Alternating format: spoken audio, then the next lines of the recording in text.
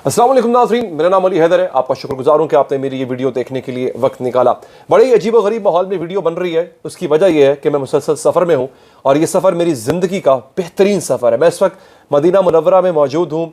मैं जिस होटल में मौजूद हूँ, मैं अगर अपनी खिड़की खोलता हूँ सामने ही मुझे हरम शरीफ की ज़ियारत हर वक्त हो रही होती है। तो अल्लाह का बड़ा करम हुआ है मुझ पर। अल्लाह ताला ने मुझे उम्र की सादत से नवाजा है। मदीना आया हूँ, इसके बाद इंशाल्लाह मक्का जाना होगा। लेकिन इसके साथ साथ जो आपसे वादा किया हुआ है कि मैं आपको खबरें देता रहूँगा, मेरे वीलॉग्स मुसलसल आते रहेंगे, वो उसमें इंशाल्लाह कोई नागा नहीं होगा। तो अभी जो मैं आपको चीज़ बताने जा रहा हूँ नाज़रीन, वो ये है कि बाजवा साहब पहले मुख्तलिफ सहाफ़ियों से बात कर रहे थे और अपने इंटरव्यू तो नहीं दे रहे थे, अपनी गुफ्तगू जो है उसको करते हुए, सहाफ़ियों तक पहुँचाते हुए ये नहीं कह रहे थे कि ये ऑफ द रिकॉर्ड है। लिहाजा सहाफ़ी उस गुफ्तगू को छाप दिया करते थे। एक तरह से बाजवा साहब की बात हम तक पहुंच जाती थी। अब इसी तरह से यही काम अलीम खान साहब ने किया। अलीम खान साहब ने भी ऐसे ही सहाफ़ी जावेद चौधरी साहब से गुफ्तगू की है। 3-4 घंटे की उनकी नशिस्त थी। तो अलीम खान ने इमरान खान पर जो इल्ज़ामात लगाए, इल्ज़ामात के साथ साथ इमरान खान और अलीम खान की राहें किस तरह जुदा हुई, इसकी पूरी एक कहानी अलीम खान की जुबानी जावेद चौधरी साहब सुना रहे हैं। तो क्या कहते हैं वो, आइए उनके कॉलम को मिनवन पढ़ के मैं आपको सुना देता हूँ। वो कहते हैं कि मेरी बुध 4 जनवरी को अलीम खान से 3 घंटे तवील मुलाकात हुई।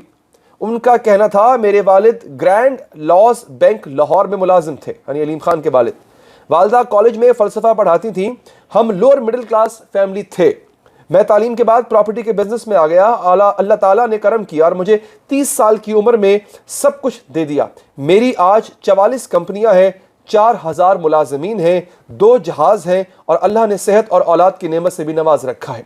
मैं हरगिज़ इस काबिल नहीं था जितना अल्लाह ताला ने मुझे नवाज दिया है, लिहाजा मैं एक लफ्ज़ झूठ नहीं बोलूँगा।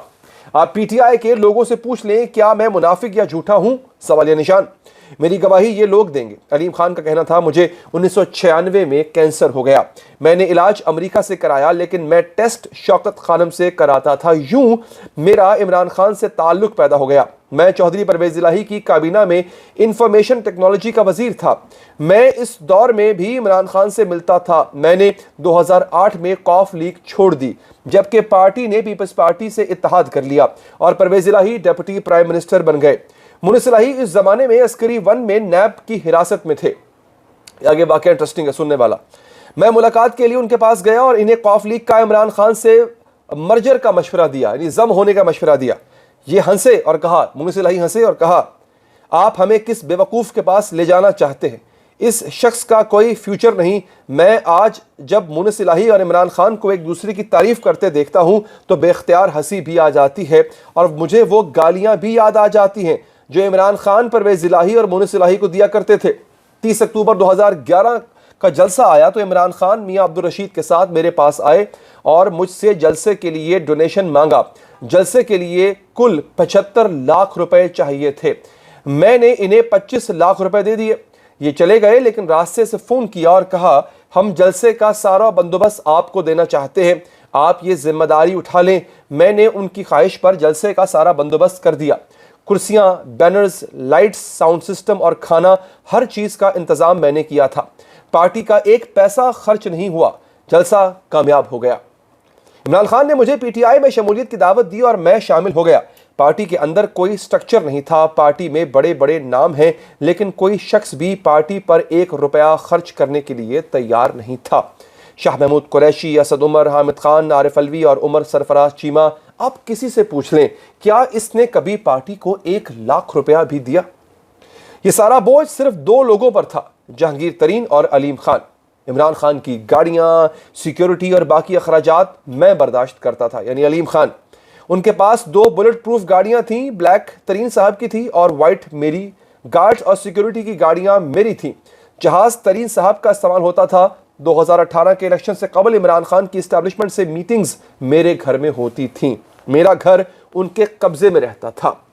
ये जनरल बाजवा से जितनी मरतबा मिले, ये मुलाकातें आर्मी चीफ हाउस में हुई या जनरल एजाज अमजद के घर में हुई, वसाइल सिर्फ मेरे इस्तेमाल हुए।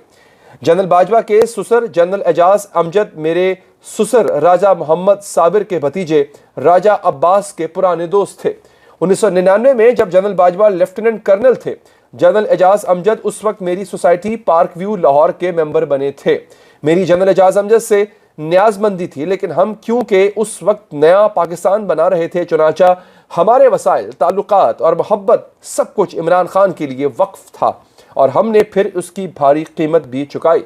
मैंने उनसे पूछा, क्या आप इमरान खान की रिकॉर्डिंग्स भी करते रहे? ये हंसकर बोले, हम 10 साल दिन रात इकट्ठे रहे हैं। मैं और जहांगीर तरीन हफ्ते में 4 दिन इमरान खान के साथ डिनर किया करते थे। ये हमारी गाड़ियां और घर भी इस्तेमाल करते थे और हम फोन पर भी एक दूसरे से राब्ते में रहते थे। चुनाचे जहां जाते थे, जो करते थे, मुझे पता होता था। मैंने पूछा, इमरान खान ने इस करबत के बावजूद आपको 2013 में टिकट क्यों नहीं दिया? ये हंसकर बोले, मेरा टिकट रूहानियत की नजर हो गया। अब मामला और इंटरेस्टिंग होने वाला है, आपने गौर से सुनना नाजरीन। इमरान खान के एक दोस्त हैं उमर फारूक गोल्डी, ये शेप्स जिम के मालिक हैं। लाहौर का बहुत बड़ा जिम है शेप्स। ये खान को अपने पीर मियां बशीर के पास जेहलुम ले गए। इमरान खान उनसे बहुत मुतासिर थे। खान साहब ने मुझे 2013 के इलेक्शन से कबल बताया, मियां बशीर का हुक्म है, तुमने अगर अलीम खान को टिकट दिया तो तुम वज़ीर आज़म नहीं बन सकोगे, लिहाजा मैं तुम्हें टिकट नहीं दे रहा। मैंने हंसकर कहा, खान साहब अगर आप इस तरह वज़ीर आज़म बनते हैं तो मुझे कोई दुख नहीं। चुनाचे इमरान खान ने लाहौर में मेरे हल्के से अयाज सादिक के खिलाफ इलेक्शन लड़ा और ये इलेक्शन भी हार गए और वज़ीर आज़म भी नहीं बन पाए। मैंने बाद अज़ा अक्टूबर 2015 में इसी हल्के से ज़िमनी इलेक्शन लड़ा था। मैंने इनसे पूछा, रेहाम खान के साथ शादी में आपका क्या कंट्रीब्यूशन ताउन था? ये बोले, बिल्कुल नहीं था। रेहाम खान लाहौर मेरे घर आई तो इमरान खान की बहनें मेरे साथ नाराज हो गईं। मैंने बनी गाला में इमरान खान से पूछा, आपका रेहाम खान के साथ क्या मामला है? उनका जवाब था, मैंने इससे शादी कर ली है लेकिन अभी अनाउंस यानी ऐलान नहीं किया। मैंने कहा, आप ये शादी अनाउंस कर दें, आपकी बहनें मुझसे नाराज हो रही हैं। इमरान खान ने जवाब दिया, औरतों को मुझसे ज्यादा कौन जानता है, मैं किससे शादी करता हूं, मेरी बहनों को इससे क्या मतलब है। बहरहाल इमरान खान ने निकाह के 1.5 माह बाद शादी डिक्लेयर कर दी। मैंने अलीम खान से पूछा, क्या रेहाम खान की तलाक में आपका कोई दखल था? ये संजीदगी से बोले, हरगिज नहीं, ये तलाक सिर्फ 2 लोगों की वजह से हुई, बुशरा बीबी और शौकत कादरी। बुशरा बीबी ने इमरान खान से कहा था, आपने अगर इसे 24 घंटे में तलाक न दी तो आप कभी वज़ीर आज़म नहीं बन सकेंगे। जबकि शौकत कादरी ने कहा था, रेहाम तुम्हें सूट नहीं करती, और यूं तलाक हो गई। मैंने पूछा, शौकत कादरी कौन है? उन्होंने कहा, ये मेरे हल्के में इंजीनियरिंग यूनिवर्सिटी के करीब रहते हैं। इनका मदरसा मियां महराज के साहबजादे हामिद महराज के घर के पीछे है। ये अच्छे और नेक बुजुर्ग हैं। इमरान खान मुझे एक दिन इनके पास ले गए। कादरी साहब बड़े प्यार से मिले। इमरान खान ने उनसे 15 मिनट तन्हाई में मुलाकात की और मुझे रास्ते में बताया, मुझे कादरी साहब ने कहा है कि रेहाम खान तुम्हारे लिए ठीक नहीं है।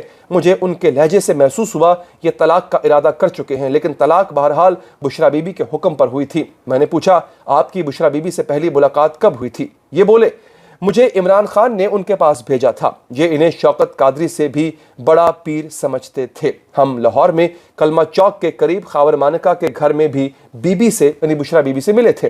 बुशरा बीबी का दावा था, इमरान खान पर किसी ने जादू कर रखा है और खान साहब इनकी बात को हरफ आखिर समझते थे। मैंने पूछा, और आपका क्या ख्याल था? ये बोले, मैं इनका सिर्फ एहतराम करता था, लिहाजा ये मुझसे मायूस हो गईं। मैंने पूछा, क्या इमरान खान ने आपको वज़ीर आला पंजाब बनाने का वादा किया था? ये फौरन बोले, बिल्कुल नहीं किया था। हाँ, अलबत्ता मैंने 2017 में एक दिन इनसे पूछा था, हमारा पंजाब में वज़ीर आला कौन होगा? उनका जवाब था, जहांगीर तरीन, और तुम वफाक में मेरे साथ होगे। उनका ख्याल था ये मुझे हाउसिंग की मिनिस्ट्री देंगे, लेकिन मैंने उसी वक्त ये मिनिस्ट्री लेने से इनकार कर दिया। मेरी नज़र में ये कॉन्फ्लिक्ट ऑफ इंटरेस्ट था। मैंने उनसे पूछा, आपका उनसे इख्तलाफ कैसे स्टार्ट हुआ? ये बोले, 25 जुलाई 2018 इलेक्शन के दिन तक कोई इशू नहीं था। मेरे इलेक्शन के नताइज हैरान कुन थे। मैंने MPA की सीट पर 7000 की लीड ली थी, जबकि मैं इसी इलाके से MNA की सीट से 7000 वोटों से हार गया। ये इत्तफाक साबित करता है कि मुझे जानबूझकर वफाक में जाने से रोका गया था। शाह महमूद कुरैशी भी वज़ारत आला के उम्मीदवार थे। ये भी MPA की सीट से हार गए थे, जबकि जहांगीर तरीन अदालती हुक्म की वजह से इलेक्शन नहीं लड़ सके थे। चुनाचे मैं वज़ारत आला का कुदरती उम्मीदवार था, लेकिन इलेक्शन के 3 दिन बाद मुझे नैब ने तलब कर लिया। मुझ पर आमदनी से ज़ायद असासों का इल्ज़ाम था। मुझे नैब उस्मान बुज़दार की तैनाती तक बार बार बुलाती रही। मैं 2 अगस्त 2018 को नैब के DG major retired Shahzad Saleem की पेशी भुगत रहा था तो मैंने टेलीविजन की प्रैक्टिकल्स देखे। इमरान खान ने उस्मान बुज़दार को पंजाब का वज़ीर आला नामजद कर दिया है।